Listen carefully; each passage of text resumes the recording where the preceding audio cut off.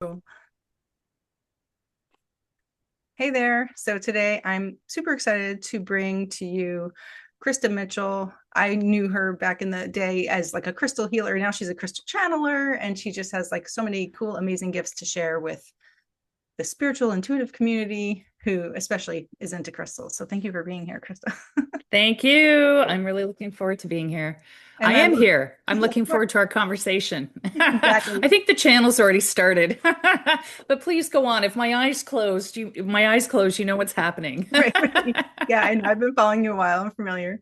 And I think it's pretty fitting that your family named you Krista, right? So it's just like It's funny actually. I started Tai Chi, a martial arts class last week, and someone said to me, "Does anyone ever point out, the weirdness that you're named Krista and you work with crystals?" And I'm like, "Yeah, I've heard that one before."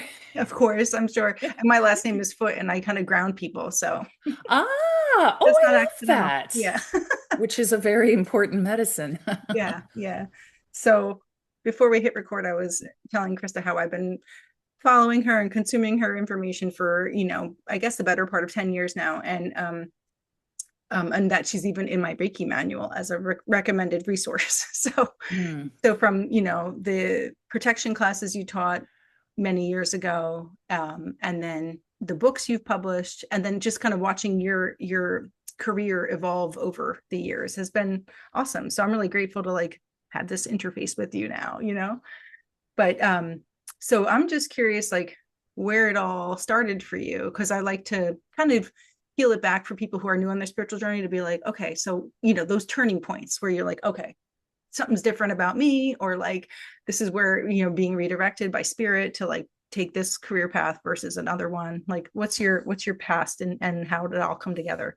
Well, I mean, I grew up a psychic child. I grew up seeing and experiencing other, things that other people didn't. And so I always knew I was different, never fit in, Mhm. etc. So I've always rather had to chart my own path and sort of determine my own identity, which of course has gone through cycles and patterns of being from a wounded place and a sovereign place and back and forth, like we do. But what brought me, I mean, I got into earth magic and I've always been into crystals and fairy dust and all that since my very early teens. So I guess I could technically say I sort of formally started on my spiritual path in my early teens, but it was in my early to mid 20s, New York City. There in acting conservatory and all all the stuff from my childhood started coming up because they tend to bring that up out of you in the training. And I started to really struggle. And I had a friend who, through the loss of her father and her grief, the process of her grief, had found her way to a spiritual healer, and knowing, because everyone knew that I was spiritual, that I was different in that way, she recommended me to the spiritual healer. So I started seeing the spiritual healer, and after a year, I said to her, "I want to do this. I want to do this, what you do, for a living." And she said, "I've been waiting for you to say that because I believe you have a gift." So that was the starting point. I took my Reiki class, like many of us do, and at that time, because we're going way back into ancient times. I turned 50 next year, but um, uh, you know, uh, I was the only one in my Reiki class at the time who was there to pursue that professionally. So it Mhm. shows you how much things have changed. Because I think a lot of people probably still take it for personal enrichment and spiritual growth and personal healing, but so many people now, seek to pursue that healer path, either part-time or full-time. Uh, but that's where I began. That's where I began in New York City. So, in many ways, what brought me to the path professionally was my own pain. Mhm. And I really feel that's true of so many healers. It's why for the Academy, my logo has always been the Phoenix, because I believe that's what we are. We are Phoenix energy. We're rising from the ashes of our own pain, our own identity demise, our own, unraveling And as we rise, we are bringing light, we are bringing medicine, we are bringing magic to others. It becomes kind of the rites of our path, I guess. So yeah, that's where I started, and some people marvel at that because just even at the time I started in New York City, it was still a very, very different place. I remember some of us cheering when there was finally Reiki being offered at the Bergman Spa, because it meant we'd arrived. It was finally becoming legitimized. So it's been a long trajectory, but yeah, as you've said, I've continued to evolve, and yeah, here I Hmm. am now. Yeah, you said you started in New York in 2002. Yes. Yeah. Well, I was in New that's when I moved to New York. I didn't Okay. start on the healing path until 2004. Okay. Yeah. And then were you soon after working in that crystal shop? What was it? What was it called? East West, Okay, I wanted East to say West Living. that's what I thought. Okay, that's what I thought. Yeah, yeah, yeah. Oh God, when did I start working there? I don't remember, but I think it was Hmm. a couple years before I started working there. So I was already offering Reiki at that point. And I attended, I think it was a crystal workshop, just like a one-on-one crystal Hmm. workshop, which is where I met, Adrian. And Hmm. yeah, uh, sometime after that, they were hiring, and I thought, well, this just seems like, a perfect fit. So I came in there and became one of their crystal divas pretty That's so, quickly. and you already had the crystals under your belt then? Like you already kind No, no, they were already emerging in my practice, which is of. why I Hmm. attended that workshop. They were already Right. singing to me. I had a friend at the time while I was doing Reiki. I had a friend who had a fascination with crystals, and she took a crystal workshop somewhere on the Lower East Side. And she was like, "How about we do swaps? I'll practice crystal placements on you, and you do Hmm. Reiki on me." And I was like, "Okay, fine." And the mind blower, the door opener for me, because I'd always worked with them in charms and for emotional support and other things before, but the door opener was selenite. It was this tumbled piece of satin spar selenite, and Hmm. I can't remember. I don't know if I just sat with it for a couple of minutes or if she placed it on me. I think I just sat with it, and I said to her, "Oh my God, Rosemary, like I'm feeling high, like I'm just feeling really like spaced out." And she was like, "That's the energy of selenite. That's what it does." And I was like, "Whoa!" Like I had never expected Hmm. an altered change like Right. that from holding Hmm. a stone. And I was like, oh, no, there is something very real here. Because, people talk about placebo so much. Well, there weren't no placebo working at that point in time. Placebo requires you to believe so inherently in Hmm. advance that you create the result, you're Right. expecting from the Right. thing. I wasn't expecting anything. I love, Um, yeah. yeah, I've had similar experience. Like, so you mentioned Adrian, like me had a friend in common, Adrian Gamal, and she is a crystal expert. She's like, a Jersey Shore person. And I met her probably in 2010 or 11, I think. mm, Probably whatever, somewhere in there. And ended up at her home for a guided meditation of sorts. And she had us hold, she had like a platter of crystals. Pick a crystal, everyone pick a crystal, and I picked citrine. And she says, if the crystal gets too strong, put it on the ground. And I was like, what the heck is she talking about? If the crystal gets too strong. mm. And I was like, whatever, and I'm holding it during the meditation. All of a sudden, I can feel it like vibrating through my whole body. And I was like, oh my God, this crystal's too strong. And then I was like, and maybe I'll put it on like the chair between my knees because I don't want to like be disruptive. And I put it between my knees for like a minute. And then again, it started coursing through my body. And I was like, oh, I have to put it on the ground. Like she knew what she was talking about, but like I didn't. Hmm. I hadn't had that experience. So it's like, yeah, there was no placebo there either because I was like, well, it's nice to hold a crystal. It's pretty, like they say it helps me, like I wasn't like Yeah, yeah, yeah. about it, but I didn't fully understand the vibrational frequency of crystals. So, Hmm. so it's Yeah. interesting, it's like, it's so cool to kind of, and that's like the first tool I offer people when we talk about energy work. I'm like, just hold this crystal. Don't have any expectations. Don't have, like forget that you're even holding it, just pretend it's not there, and after a while you will start to feel it most likely, and everyone's Mm. different levels of sensitivity to energy, so I don't want to shame Yeah. anybody for not feeling anything, but Yeah. longer you're in contact with it, you might start to feel something. And when you start to doubt yourself, change crystals and you'll have a different experience. And like that wins people over. Mm. So I love Yeah. introducing people to energy through crystals because it's such an experiential thing that you can't deny, you know? Yeah. Yeah. So so therein Hmm. like you up with the selenite dizziness.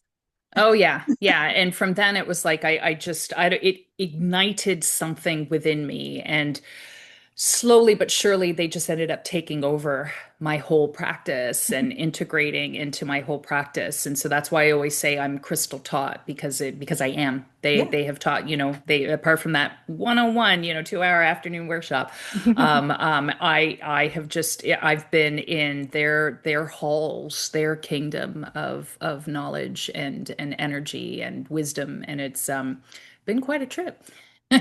And it's ancient. They predate all of us, you know that. They predate this earth. Yeah. Oh, Yeah. I mean that's even more amazing. Yeah. Yeah. Crystals are interstellar. They Oh, predate this earth. So ooh. it's, yeah, they go way, way, way beyond, just even, because the origin story that they have taught me is I think, similar to what, other people might have heard or told in terms of, creation or consciousness itself wishing to experience itself and then splitting into two, and so on and so Hmm. on. And they always show me this through patterns of geometry, Hmm. what we could call sacred geometry.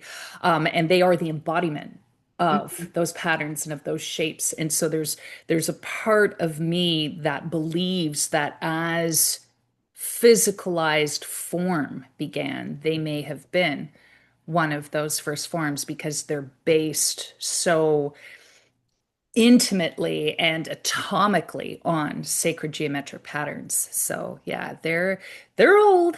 They're old. They're Yeah, old. they're old and they're much smarter than me. Yeah, it's a And so privilege. and then somewhere along the way you wrote the first book. What was it? Crystal Reiki? No, change your energy. Change Your Energy. And then Crystal Reiki was the next one. Yeah. So and like when was that? When did you write them? So I, gosh, when did I, well, okay. I know. So I'm sorry, I Chris, don't know. I change your didn't have energy. them. Yeah, I know time. I'm like, never had a good sense of it to begin with. But yeah, yeah, I was in private practice in New York City, I think for close to about 15 years, offering private sessions, and teaching. And then when I moved out of New York City, that's where I first started writing Change Your Energy. Hmm. And that came out, I can't recall if that came out in 2016 or that's when I I think started it might be writing it. Because 20. Yeah, I feel like it's yes, 2016. 2016 is when it came out. So I started writing that before. But that came out, and then Crystal Reiki came out in 2019. The Crystal Um, Reiki, I love. I mean, the Change Your Energy was good too, but the and it was helpful information, but it was so beautiful, the Crystal Reiki book. The way oh like the yeah. watercolor art of it was so Yeah. lovely. And I like the Yeah. protocol that you created, like a test, like what would you call that?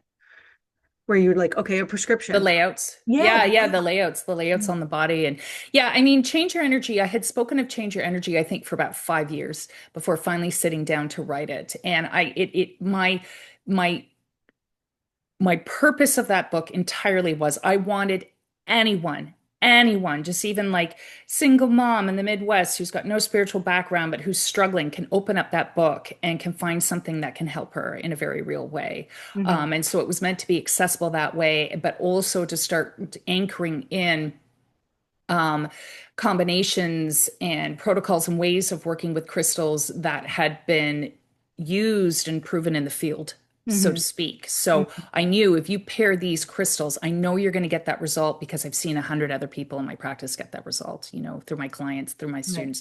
So that was the purpose of Change Your Energy. And then Crystal Reiki was just very much, it's basically a time capsule for my years of doing that work in New York City, but also creating a handbook for other healers out there, because there was a lot, again, that's in that book. I mean, not everything is in that book. You have to choose what you put in, but everything in that book, so much of it, again, I developed through trial and error in the field, because it was never something that I learned, Right. in my Yeah. my Reiki training Yeah. and so on. And so yeah, but yeah, the watercolors, that was my editor's idea. She wanted to make it timeless. And I beautiful. It captured my heart. I loved it. Yeah.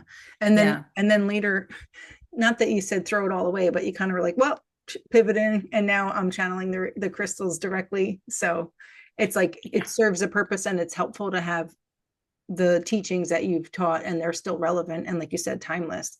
Oh, Now, I'm now back you're, in my crystal Reiki practice here. yeah, yeah. Yeah, so I still do that work. It's still beautiful. I still love it. I've just found they, you if you commit to your process and you're always committed to your own growth, your own learning, your own development, your work is going to develop through you. It's Mhm. inevitable. And the crystals, they're always bringing us to our next level. So I had been, obviously channeling through them right from the start because, as I said, they taught me. I am Right. crystal taught.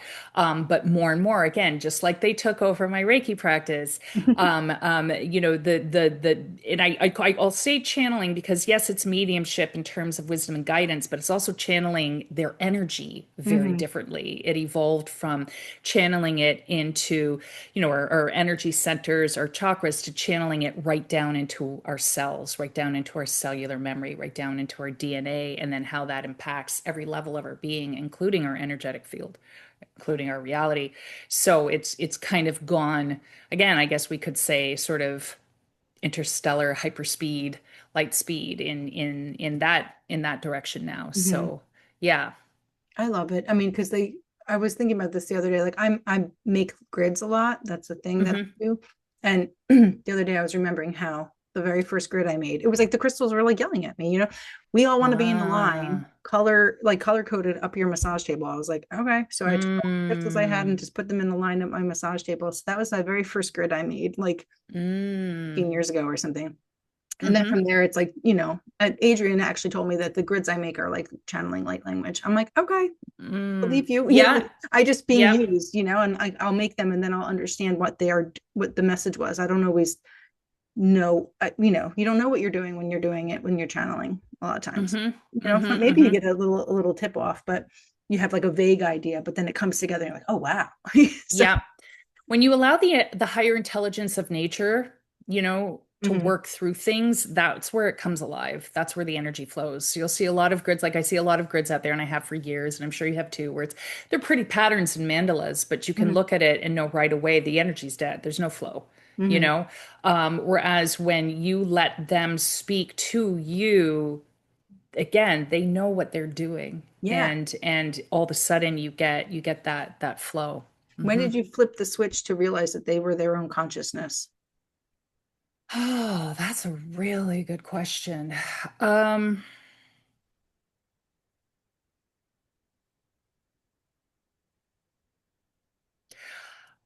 you know what? I want to say I feel like I've always known that. Yeah, I was gonna I say, think, yeah, it's yeah, I something feel like I've always known that just because my connection to them, like I connect to my crystals the way I connect to my dog, the way I connect to other people. Mhm. There was never any kind of differentiation for me.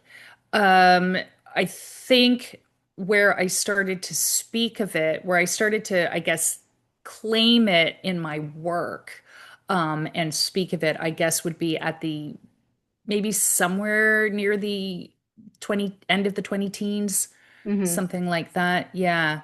But even before then, in my crystal Reiki training, crystal therapy training, my workshops, I was always having people connect to them consciously. I was always having Yeah. people open up and tune in that channel that way. It was never about learning properties from a book. It was always let the crystal flow in, let the crystal teach you. So I feel like it's always been there. Yeah, I know. Because I even after I asked that, I'm like, well, I don't know that but like, I think that, have you heard of Sarah Thomas? The Yes, I think upper so. clarity. So like through Taoism, through the lens of Taoism and like acupuncture. And it's just like that perspective kind of blew my mind. Like the things that they present can be mind boggling too, about just like looking at it differently. It's not just Mm, magic rock, like as my husband would say, it's mm, they have, and when people walk into the store and they'll be like, oh, what's a good crystal for, this or for that? I go, just look at the shelf. The right crystal will find you. You'll be drawn to it. And and then you can look up the mm, healing properties and see why you were drawn to it. But you don't have to like have a list that you're trying to check. You just go see what, because there is a Yeah. connection there. It's hard for people. It is hard for people with that approach, and I get it because we're so conditioned out of listening to ourselves. We're Hmm. so conditioned out of trusting ourselves, and the crystal world can be so overwhelming because there's so many, all the different energies, all the different opinions and approaches and methodologies, because there isn't one defined way. Like anyone who starts saying that, I'm like, okay, well, Yeah. figure that out. Yeah. There is no one defined way. It's just kind of like there's all kinds of different apples, but it can be hard, but I feel like, when you walk into a shop and someone says that and they just sort of invite you into the experience, Hmm. that's where a magic can happen, for a person. So yeah, I get it. I get why you do that. Yeah. Yeah, because it's like, and then people are always amazed at how spot on it is. I'm like, I know. Mm-hmm. Welcome. Mm-hmm. I, Welcome. I actually, I really believe the crystals choose us. It's not the other way Yeah, around. They choose us through totally. resonance. Yeah. It's just the coolest. So when did the channeling through the like, so your thing that you are always talking about now is how you're channeling like the crystals themselves, and you're putting it to words, not just like to pictures, like where I'm making the grids. Like what, when did that like, was there a moment where all of a sudden it shifted? Or you said it was like towards the end of 2019, you saw them as like their own kind of consciousness and their own, or verbalizing it as such. But like Well, when you that's started when I channeling that's when I through. started guiding people into Hmm. that awareness, like at least in my community, that's where I started putting that out there and guiding people more into that awareness, because at the time, by and large, in the crystal world, people were very, very focused on the science and Hmm. explaining it scientifically and legitimizing it scientifically, which to me, again, of course, I have massive respect and love for science, but it is also really at the end of the day a system of belief, like everything else. And so when I was facing that, I was like, I can continue, trying to be in that conversation, but where I really want to go is I want to walk the mystic path. And Hmm. so that's what I started talking about and inviting people on that path and connecting at that deeper level of consciousness. But even if you look on my YouTube channel, I was channeling things through crystals, messages, guidance, healings, experiences, meditations. Well, I don't know, probably back before then, back before I think I even Yeah. started, putting my books out. So it's, as I said, it's been there for a long time, but Yeah. having it as, Lifetime. Lifetime. yeah, like having it as a more ingrained methodology that we're Hmm. pursuing and practicing, that's when I feel that it entered into my professional work in terms of what I was offering and starting to put out there. And you're Yeah. helping others to tap into that connection so they too can channel through the crystal. Yeah, yeah. And the thing is, it's like I always tell people it's not, where I am with my work now, I've rather negated myself as teacher. It's more that I'm just guide and I'm helping you to open, I'm just guiding you through the gateways, Hmm. basically, because while it on this, from one perspective, it seems like I'm teaching people how to form that connection and open up to that deeper consciousness connection and the deeper mysteries, really, Hmm. of the crystals. It's also very much ultimately that the crystals and I are inviting them into a deeper connection to their own mystery, their own magic, their own potentiality, their own power and possibility, because we are truly more than just the 3D world that we've created for ourselves and that we're, living Hmm. through every single day. So it's kind of like the Vesica Piscis, where you've got those two spheres that are starting to overlap, and that center place, that's ultimately what you're really finding. Yeah. Yeah.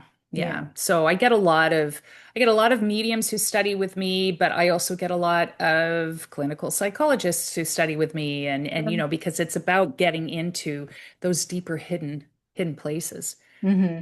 Hmm.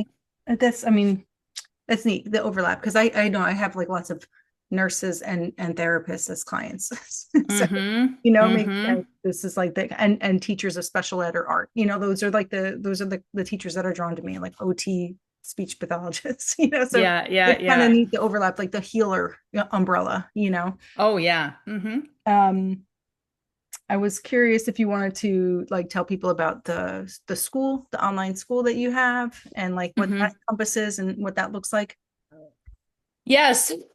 The online school that I've been building, and I've been building it over this past year, has been a really interesting experience because it was basically moving from a model that the Crystals had said at the time is outdated, and now we're starting to see that around us of the big, intensive, long.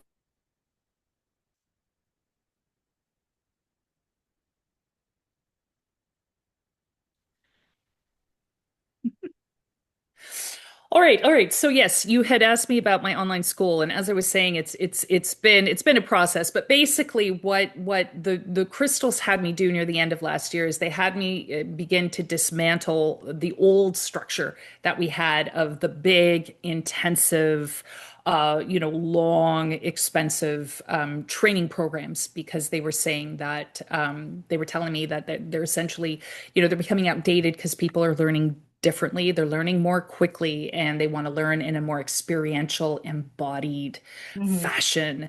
And a lot of people are even just shifting out of the traditional educational model that we have out there in the world. So it's an evolution.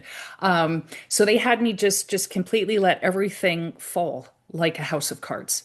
Just Mhm. let everything fall like a house of cards, which in one way, could be terrifying. And another way, it was kind of a relief. And just be at that completely, ground zero point. And then what they whispered to me was they said to build it like an oracle card deck. And so there's different realms that you enter into where you're channeling the crystals, and some people will just receive information and sensations. Some people will have full blown epic visual dynamic spirit journeys. Mhm. Mhm. But they said to structure it that way, and then to have these what they called quests. So they're shorter, like you could call them courses Mhm. or pathways, if Yeah. you will, where people are just getting deeply, they're receiving the teaching, but then they're getting deeply immersed in the work themselves, and they're learning that way. It's like get in the water and swim. That's how Mhm. you're going to learn. And it's the type of medicine that they're channeling through me now. So, for instance, with the dragon medicine, which more and more people are talking about now, which is amazing Mhm. because the dragon spirit energy and consciousness is like the spirit warrior of the earth. But they channeled that through me, and that's how I'm able to do the remote clearings that I do, the space clearings, the energetic clearings that I do for people now. It's all through channeling that work, but then also the Akashic records, and not purely for the point of accessing them, but going deep into our soul history and doing the levels of healing, but also reclaiming that we need to do, because past life healing can be so focused on, the karma that we have to address and so on, the contracts that maybe we still have, vows, bonds, whatever in this lifetime.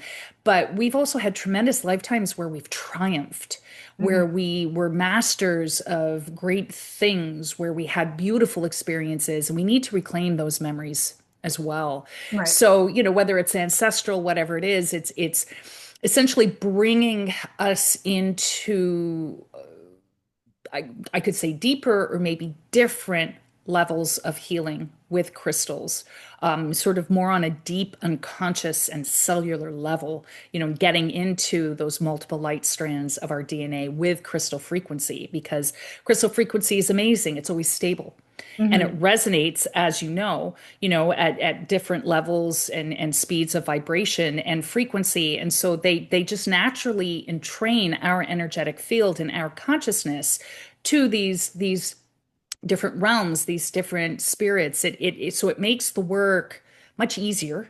in many ways. Like I learned, some of the other methods of reading the Akashic records, for instance, and I loved it. But when I started working with the crystals, that's when it became a power for me, Mhm.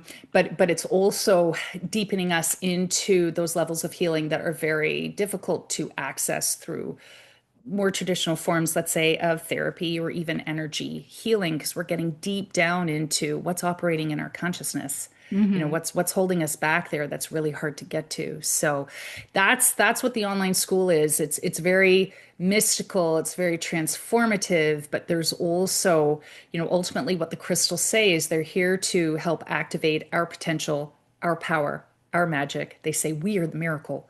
But the ultimate purpose for the work that they channeled through me, that they're presenting, in that school, is freedom, freeing us from what's holding us down or back. And it's beautiful. Is the school set up like people can buy one topic off the shelf, or is it like a monthly membership that allows you access to? Right now, it's just off the shelf. Okay. Right now, it's just off the shelf so that people can, rather than having to learn certain things that maybe their soul just isn't calling them to at this time, they can do specifically what they're being called to. But once we have this final quest that I'm putting out, which is Galactic Shaman, that I was telling you about, that I'm teaching online, October through November of 2025. Once we have that out, they are introducing the idea of, kind of like a membership or an access pass. So it's basically a magical world that where people can come in and play, experience, discover, explore, but also deeply, deeply heal. And people who then want to go and do this work professionally for others, Mhm. in the first half of the next year, we're also, introducing, again, just very short, experiential but potent certifications, Mhm. so that people can confidently embody and lead with that modality. So yeah, that's the essence of it. That's awesome. What can you talk a little bit more about what the Galactic Shaman class is about, Yeah, or will be? yes.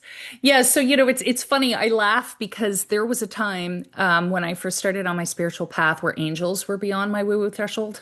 Since then it's And you're like, it's angels are like, it's like a I big just deal. don't even know if there's a limit. I don't know if there's a threshold anymore.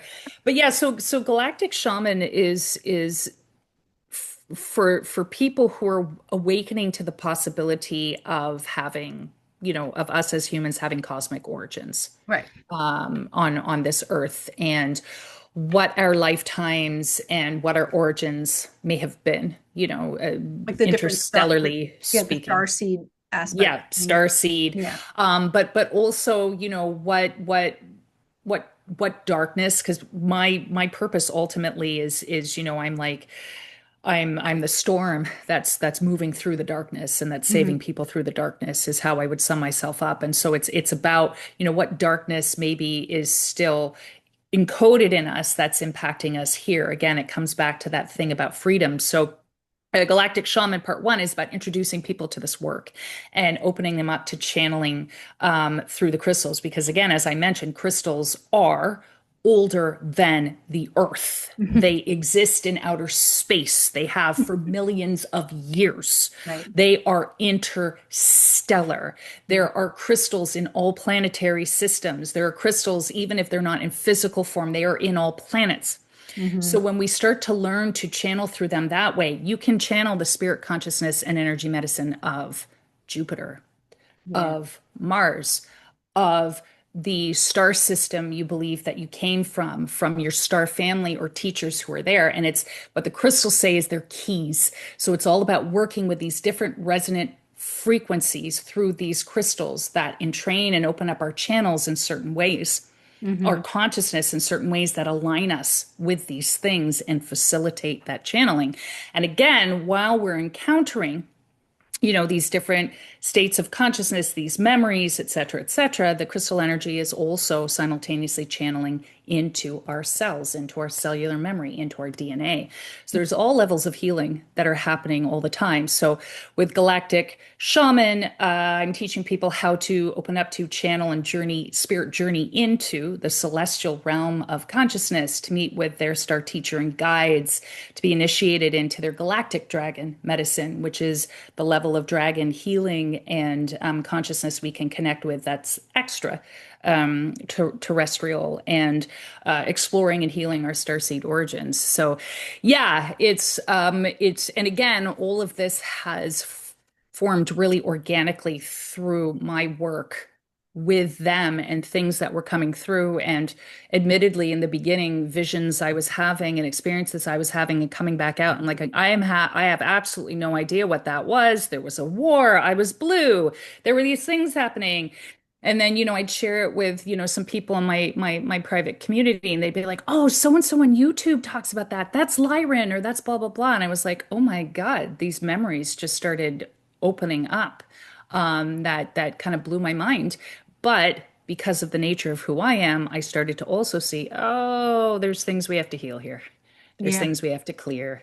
Yeah. There's things we have to reclaim, Hmm. which is very powerful. So, yeah, that's the Yeah. essence of that quest. I identify with the blue thing. And Oh, do you?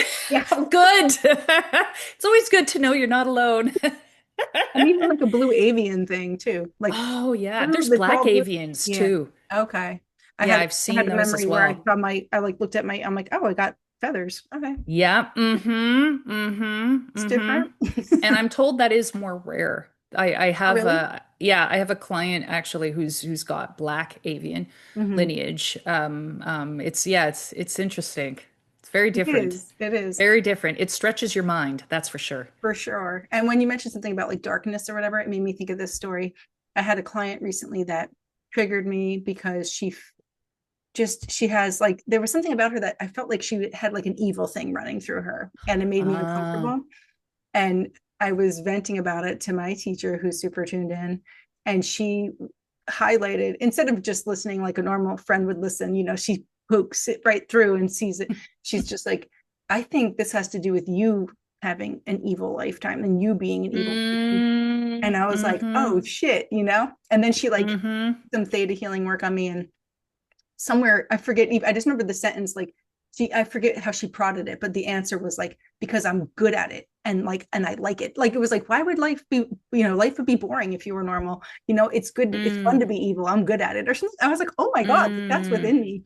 So it can be mm. kind of interesting that like Yeah, you know I've been cleaning up some of those lifetimes myself. yeah, these triggers Yep. are so important to kind of peel back and to have the right people to help you dissect it, because I think Yeah. it's And been I mean the bringing thing is, yeah. that's the thing about the trigger, right? It's like when that happens, it's unlocking something within us Hmm. always, Hmm. that we need to see, that we need to look at. And that's the harder part, I think, of the past life work or the starseed healing work, is for us. And it happens at a time when we're ready. And I think Hmm. that's really important for people to hear, when you start to see some of the things that you might have done in the past. You need to have the capacity to be able to hold that and heal that and not be completely upended by it, Hmm. you know? Yeah. But what's interesting, and this is something else that I've learned that I think you might find interesting through the work, is there are times where, and maybe this will give some people hope, there are times where we as a soul have purposely incarnated into a dark lifetime, either past life on this planet or interstellar, because we're essentially, for lack of a better way to put it, an undercover agent. And it's the only way we can infiltrate, and it's the only way we can learn.